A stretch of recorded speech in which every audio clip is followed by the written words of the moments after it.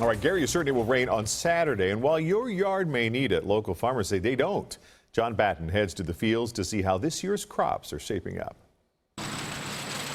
If your plants looked this dry, you'd be pretty upset. But to local farmer Tom Boehm, this sound is at least a little reassuring.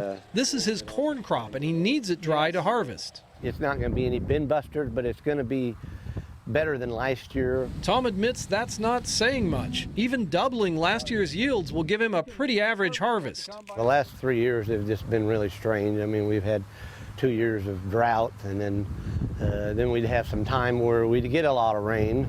It's tough making a living in a business that depends on the right kind of weather at the right time. This summer's weather was a little off the beat for many farmers. Tom should be busy harvesting corn right now. Instead, he's waiting and testing his corn's moisture. Tom and his dad have about 400 acres of corn and 600 acres of beans. They raise 120 head of cattle and sell some hay. This diversity helps them stay afloat if disaster strikes any single crop.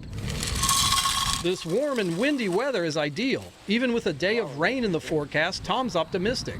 But this waiting will delay planting winter wheat. It's still probably several weeks off. Meanwhile, Tom hopes that when the harvest finally comes, it turns out to be worth the wait.